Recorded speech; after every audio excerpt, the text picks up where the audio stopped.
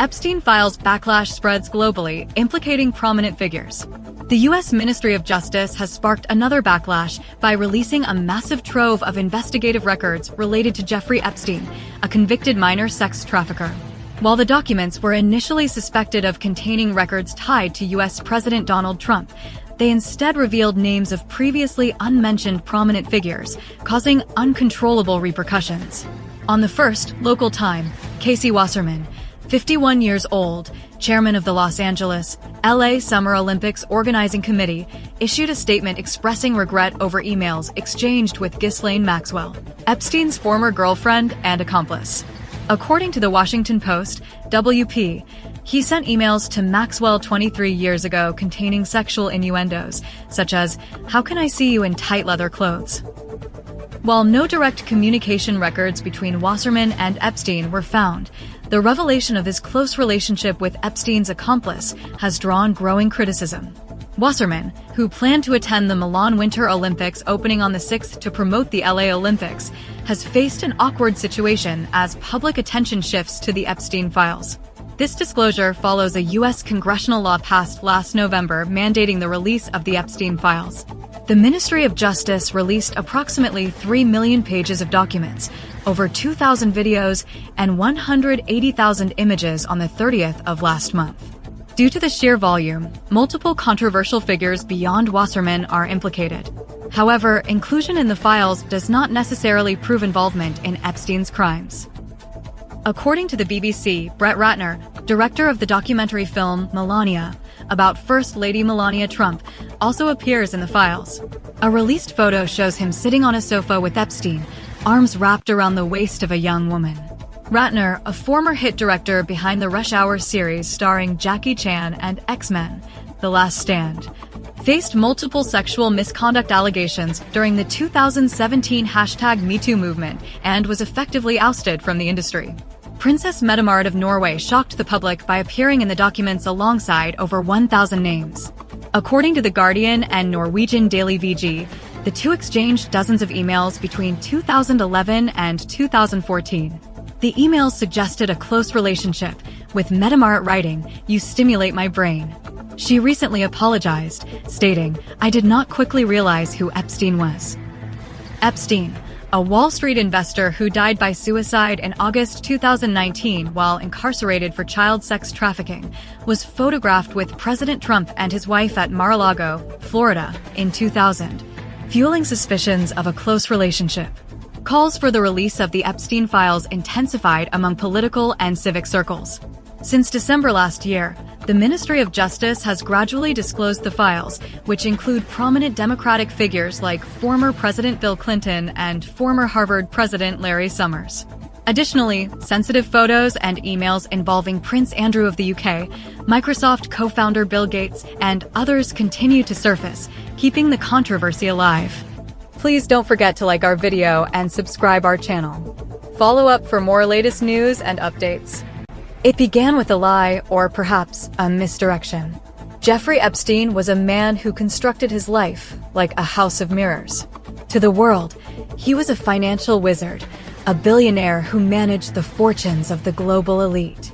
He owned the largest private home in Manhattan, a ranch in New Mexico, and a private island in the Caribbean labeled Little St. James. But if you asked anyone on Wall Street exactly how he made his billions, the room would go silent. The math never quite added up. He started as a simple math teacher at a prep school in New York, yet within decades, he was flying presidents, princes, and scientists on his private jet, the Lolita Express. His currency wasn't just dollars, it was access. He collected powerful friends: Donald Trump, Bill Clinton, Prince Andrew, Bill Gates. He used these relationships as armor, a shield of invincibility that suggested he was too important to touch. That armor was tested in 2005. Police in Palm Beach, Florida, began receiving disturbing reports. Underage girls were being recruited from local high schools and neighborhoods to visit Epstein's mansion for what were euphemistically called massages. The Palm Beach police did their job. They raided his home. They gathered testimony. They had enough evidence to put him away for life on charges of soliciting prostitution and sex crimes with minors. They were ready to bring the hammer down. But then, something unprecedented happened. The federal government intervened. In 2008, secret negotiations took place. The U.S. Attorney for the Southern District of Florida, Alexander Acosta, signed a non-prosecution agreement. It has since become known as the deal of the century. Epstein pleaded guilty to a single state charge of soliciting prostitution. He was sentenced to just 18 months. But it wasn't real prison.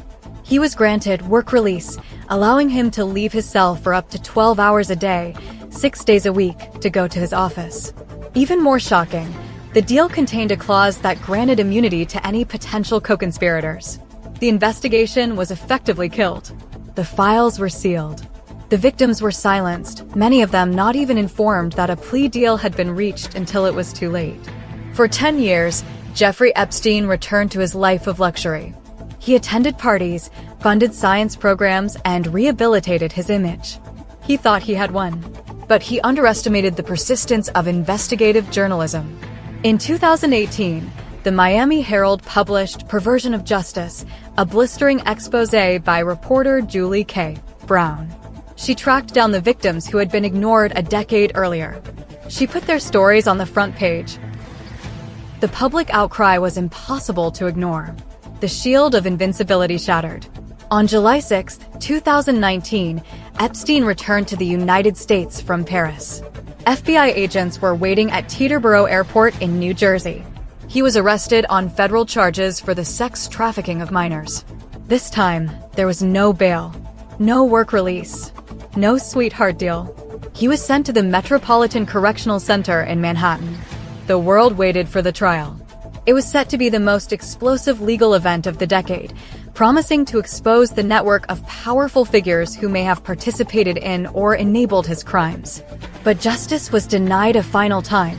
On the morning of August 10, 2019, Jeffrey Epstein was found dead in his jail cell. The official ruling was suicide by hanging. His death launched 1,000 theories. The cameras had malfunctioned. The guards were asleep.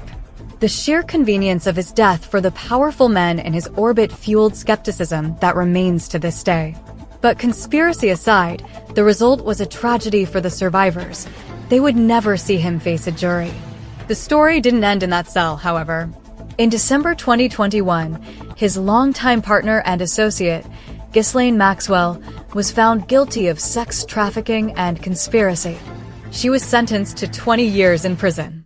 It was a proxy trial, a way to finally punish the operation, if not the man himself. Jeffrey Epstein's legacy is a dark stain on the justice system. It revealed a two-tiered world, one set of rules for the average citizen, and another for those with enough money to buy their way out of a cell. The Epstein list remains a topic of speculation, and the full truth of who knew what and when may never be fully revealed. But the courage of the survivors ensured that while the man escaped judgment, his crimes did not remain in the dark. Thanks for watching. Please don't forget to like our video and subscribe our channel. Follow up for more latest news and updates.